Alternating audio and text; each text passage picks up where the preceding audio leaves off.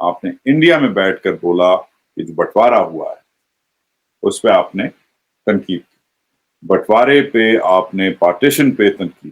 اب یہ گائے کا مجھے اس کا ایکسپلین کریں، اس کا کانٹیکس ایکسپلین کریں. آپ کیسے کر سکتے ہیں کہ اس ملک جو سالہ مانتا ہی نہیں ہے آدھے وقت تو ٹھیک ہے پاکستان کو، ادھر ایم کیو ایم کا قائد جا کے جس کے اوپر سالوں سے دہائیوں سے انگلی اٹھائی جا رہی ہے کہ یہ بندہ غدار ہے، یہ بندہ ہے ہی ہندوستانی، یہ بندہ غلط ہے، اس نے جا کے بٹوارے کی تنقید کی. یہ تھوڑا سا مجھے ایکسپلین کریں.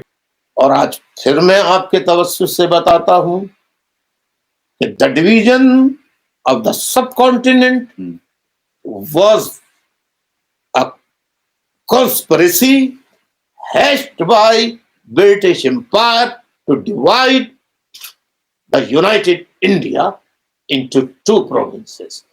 جس طرح پاکستان کا جنم جو ہے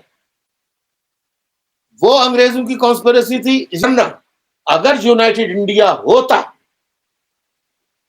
تو آج مسلمانوں کی طاقت اتنی ہوتی. تو میں بتا رہا ہوں اگر بٹوارا نہیں ہوتا تو آج کنگ میکر مسلمان ہوتا.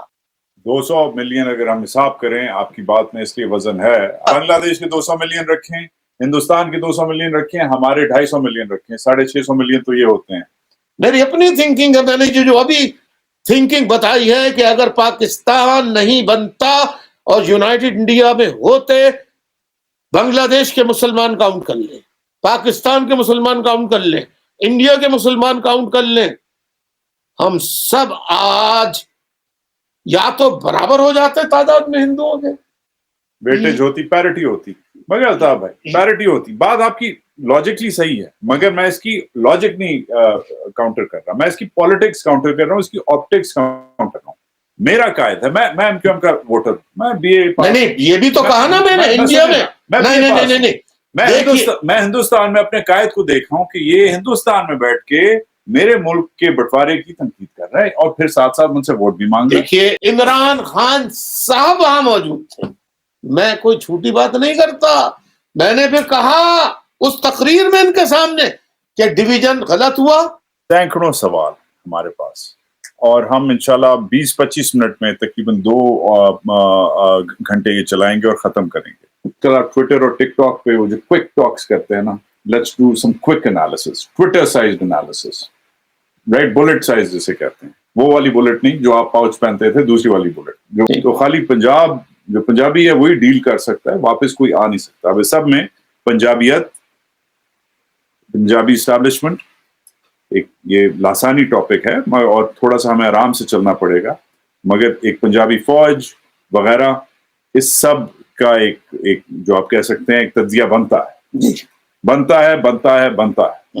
ایک تو پنجاب پہ، دوسرا ہے کہ آپ کی پولیٹیکل ریلیونس اس وقت کیا ہے. پچھلے 15-16 مہینے جب عمران مہم کر رہا تھا، آپ کی جماعت جو اوبیسلی آپ کے پورے کنٹرول میں نہیں ہے، تتر بتر ہو گئی ہے.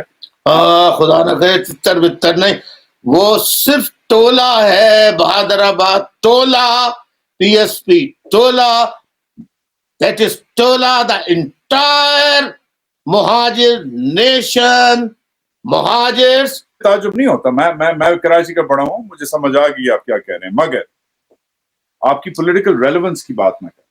میں نے تتر بتر ایسے بولا کہ اس کے الگ الگ فیکشنز ہیں. M Q M London will not be running for office. Altaf Hussain is not coming back anytime soon. یہ تو چیز فیکچوئل ہے. Why isn't he coming back؟ کوئی الگ سوال بنتا ہے. میں نسل پرستی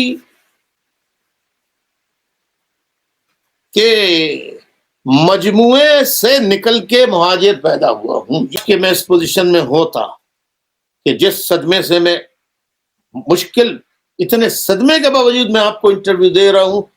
پرسوں میرا ایک اتنا پیارا 40 سال سے، جب اس کی مونچھیں بھی نہیں آئی تھیں، جب سے اس نے ایم کیو ایم میں اے پی ایم سو میں کام کیا، اے پی ایم سو میں ایم کیو ایم میں کام کیا، لانڈی کا کارکن بہادر جیالہ، بالآخر وہاں پر جو لانڈی میں فوج اور حقیقی نے بدماشی کر کے نکالا ہے لوگوں کو، ان کو بھی بے گھر کیا، بے در کیا، اور مجبوراً وہ ساتھی چھوڑ کے ساؤتھ افریقہ، کوئی امریکہ، کوئی برطانیہ، کوئی ملیشیا، کوئی جس کو جہاں جگہ ملی وہ بھاگا ہے.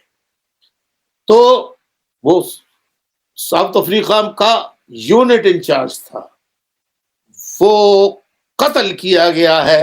اب 2016 میں ہو گئی غداری، یعنی 22 اگست تک یہ سارے غدار اور الطاف حسین کے ساتھ ہی تھے. ایک رات فوج کی رہنے کے پاس ہے ڈرائی کلین مشین ہے کہ ایک رات میں ان کی مرکزی کمیٹی کو دھو کر پاک صاف کر دیا. وہی دہشت گرد، وہی بھتہ خور، وہی بدماش آج کیبنٹ کا حصہ ہے، آج فوج کی آنکھوں کا تارا ہے. فوج کو میں صاف الفاظ میں کہتا ہوں، فوجی جرنیلوں کو، کور کمانڈرز کو اپنی پالیسیاں تبدیل کرنی ہوں گی، اور انہیں جو ان کا مقام ہے وہ مقام ہے ملک کا ڈیفنس کرنا. ملک کے اندر کے معاملات اگر خراب ہیں ان کو دیکھنا، لیکن سول حکومت کے آرڈر پر. فوج ایک کام اپنے اوپر سے اگر پاکستان توڑنے کا داغ دھونا چاہتی ہے، ہتھیار ڈالنے کا کفارہ ادا کرنا چاہتی ہے، تو فوج یہ کرے کہ سب کو لیول پلئنگ فیلڈ دے. اگر نواز شریف کو معاف کیا جا سکتا ہے تو ہم سب کو اوپن فیلڈ دو، سب کو لیونگ پلئنگ فیلڈ دو.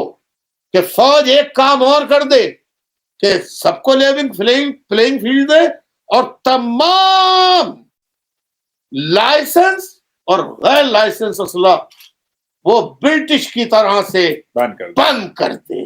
تو آپ نے فوج کو مشورہ دے دیا، ڈیمانڈ کر لی. بلکہ عمران خان کی آپ اس وقت کیا اس کو ایڈوائز دے سکتے ہیں؟ کہوں گا کہ جو برے وقت میں آپ کو چھوڑ کے چلے گئے، پلٹ کے ان کی طرف دیکھنا بھی نہیں، جو تمہارے ساتھ کھڑے رہے ان کو ملانا.